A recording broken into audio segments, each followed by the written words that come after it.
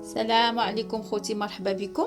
اليوم جينا نحضروا واحد الكيكه، اولا نقدروا نقولوا عليها الحرشه بريستيج. الحرشه كتجيب مقادير ديال الكيكه، كتجي بنينه وزوينه رائعه جدا. المهم نقدروا نقولوا الكيكه نخدموها بالدقيق ديال الفينو، كتجي رائعه لا في المذاق ولا في النظره، كتحمر الوجه بصحتكم. المهم عندي واحد 3 البيضات كنخدمهم.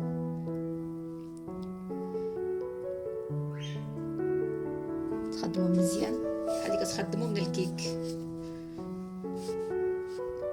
عندي هنايا واحد لو جيست ديال 2 برتقالات محكوكين، غير البرتقال ديالهم، غير ديك القشره البرتقاليه حكيتهم وعملتهم في عيط لوغو، في عيط فاني، في عيط هذه طبيعيه. لو جيست كيجي طبيعي، يجي بنين حسن. وعندي كاس السكر، كاس العنبه السكر، وعندي هنايا كاس الزيت، كاس الا ربع الزيت، كاس الا ربع ديال الزيت.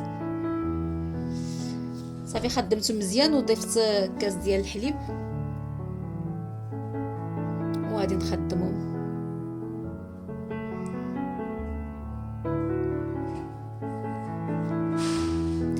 ضفت 2 معالق كبار ديال مربى البرتقال،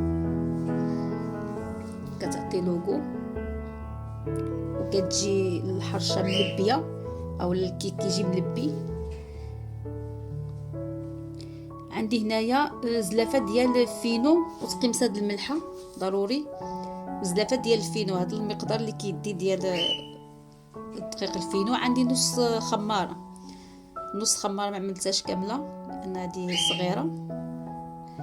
وهذا واحد الضيف سميتو وينكي، دائما كيدخل معايا الكوزينه، هذا هيكون شاف ان شاء الله.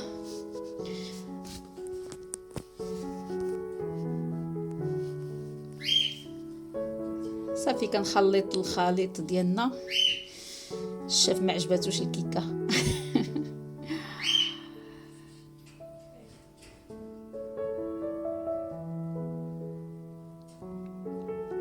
صافي دابا ندوزو للكريم.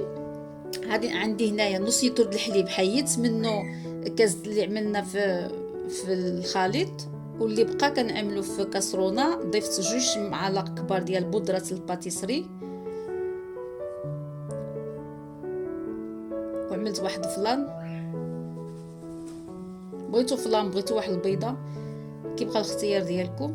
فلان كيعطي واحد المذاق عاوتاك.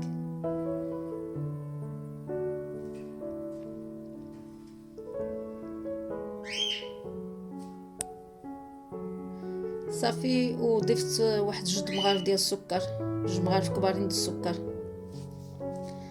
ودابا ندوزو نخويو الخليط في الطاوه ديالنا اللي غندخلوها الفران باش نزوقوها.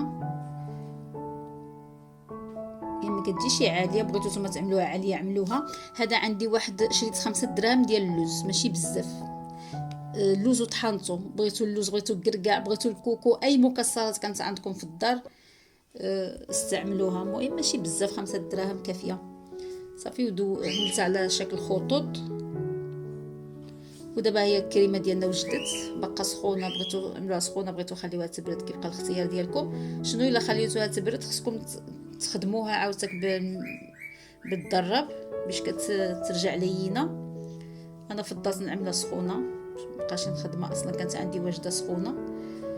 صافي غادي نعمر ديك الفراغات اللي عملت بديك الخطوط ديال اللوز من فوق على هذا الشكل هذا، يعني شكل واضح، يعني الطريقه واضحه، ما كاينش شي صعوبه.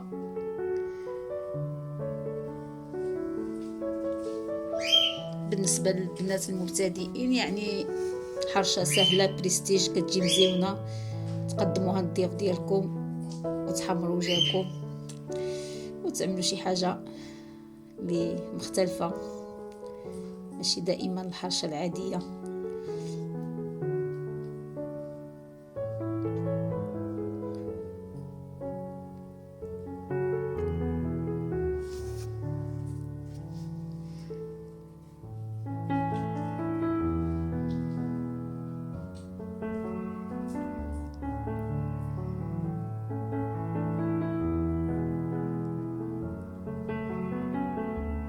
تعمر الفراغات.